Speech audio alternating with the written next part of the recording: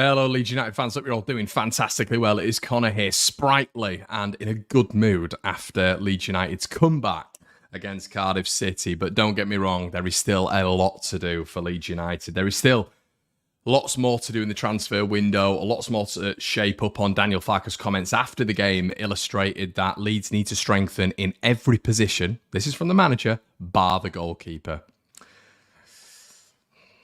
So for some who think that we can win the league at a canter right now, not even the manager agrees with you. So listen, we have a lot to do. I don't think that the players coming back, I've seen online, Dallas, Firpo, Adams, Harrison. I think when you actually look at it and you actually analyse that, I don't think Harrison will play for the club again. I think they're working on stuff behind the scenes. Adams, we're going to get onto in just a little bit. Dallas, we don't know if he's going to be the same player. Firpo hopefully won't play for Leeds again and isn't good enough to play for Leeds again. So the harsh reality of it is even the depth that is coming back for Leeds United. You look at Matteo Joseph even, honest bomb everybody, he's still a kid. He's still a kid and we need to really, really ease him into the season. Patrick Bamford, do we actually want Patrick Bamford back in this starting 11? For me, yesterday, we're worse off with Patrick Bamford in that starting 11. And you might say, there's a number 9 up top. That it doesn't matter with him. We all know this. We've all seen the constant chance misses. He may occupy a defender, but what is the expectation? What is the standard?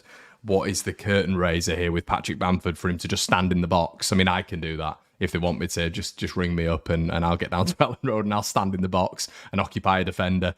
But yeah, I don't think that a lot of the players that we have coming back are worth their salt, really. I don't. And when I say worth the salt, I don't mean they're bad players, although I do think some of them are. But I think a lot of what's going to happen with these players is they're going to leave Leeds United. As I've just mentioned, I think Adams and Harrison will leave the club. And I think Daniel Thacker will focus much more on the likes of Rutter, much more on the likes of Somerville and Nonto, if we do keep Nonto, and Sinistera, a little fluidity between that 4 and 5. I mean, Rutter's someone who I want to see stay at the club. This is someone who scored 8 Bundesliga goals at the age of 19. He's not a striker, though. We know this. He's not a striker. He's an inverted winger.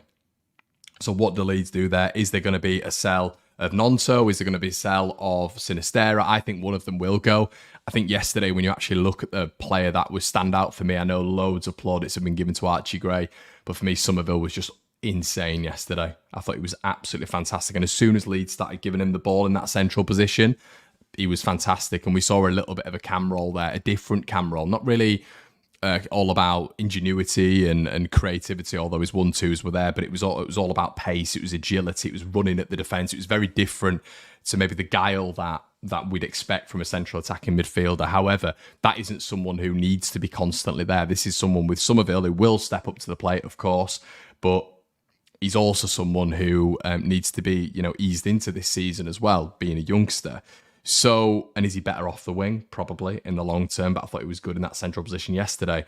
But overall, when you're looking at it and when you listen to the manager and when you trust in the manager, I love how honest he is. I think he replicates a lot of the fan base in what he's saying, which I think is fantastic. I think some of the fan base need to actually hear it from the club instead of people on YouTube and journalists, because they just won't believe it. They won't think that, we're in maybe a modicum of trouble if we don't sign a certain amount of personnel. And when I say a modicum of trouble, I don't mean that we're going down or anything like that. I mean, we're not going to get promoted with this existing squad. It's not going to happen.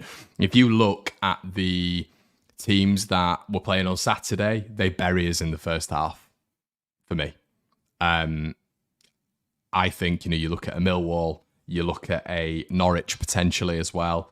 Look at obviously a Southampton, Leicester. This isn't me bigging these teams up, everybody. These are just better teams than Cardiff in the division this year. And for what Leeds were giving up in that first half in terms of cheap counter-attacks and cheap transitional moments, other teams bury Leeds. Blackburn.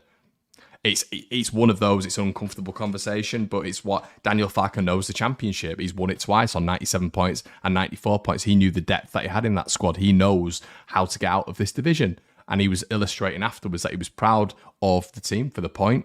And but he was disappointed, as you should be as a Leeds fan. You should be disappointed after yesterday. A draw against Cardiff isn't the same as a draw in the Premier League. I feel like maybe a few are still in the mindset of us being in the Premier League, and that point picked up at home is a good point. It's a decent point, show a bit of fight and all this sort of stuff. It's against Cardiff City.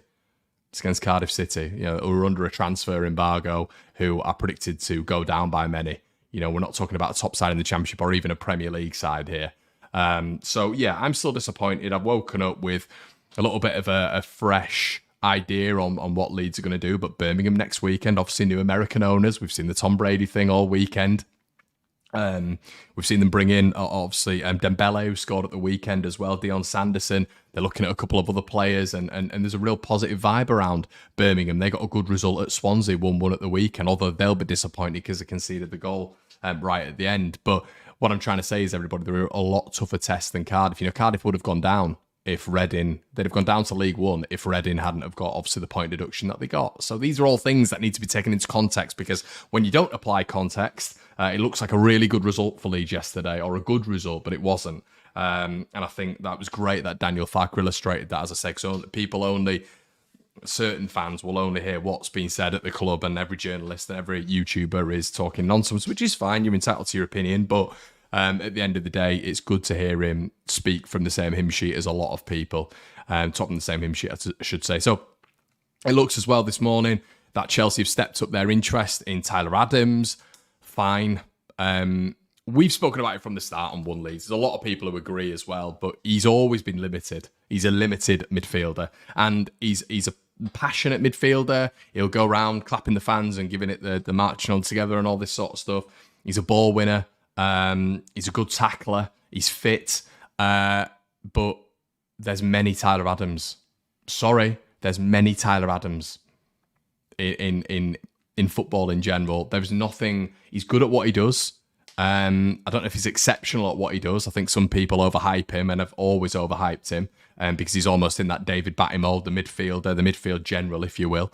But Ethan Ampadu, if we are to compare both, Ethan Ampadu is a much better player than him. He's got everything Tyler Adams has, and he's able to pass the ball, distribute with both feet. He's very good under pressure, and he's when I watch Ampadu, I think he's more willing to get forward, even being in the defensive midfield role, willing to get forward, willing to get involved. He's got more arrows to his bow than what Tyler Adams has. He's a much more well-rounded defensive midfielder. And this is what I always said with Tyler Adams. I don't mind the defensive midfield side of things, but I'd like him to get forward as well. Defensive midfielders can get forward. They don't just have to sit on the toes of the centre-backs. And I liked what I see with Ethan Ampadu, and especially under Daniel Thacker, when you're encouraged to be brave in possession, you're encouraged to distribute the ball quickly, you're encouraged to press high, which I think Tyler Adams would be good at, but you're encouraged to be on the ball and be comfortable on the ball. I think Ampadu's a much better player than him. And that's where the irony is absolutely hilarious, because Chelsea have got rid of Ampadu for 7 million, but they're willing to buy Tyler Adams back for £20 million. So overall, with what we've linked to at the start, with Daniel Thacker being evidently worried about many places on the pitch in terms of his strengthening, I think Leeds are in a little bit of financial fair play uncertainty because of the lack of incomings we've had in. The Athletic have reported that in the last month, that Leeds are sort of...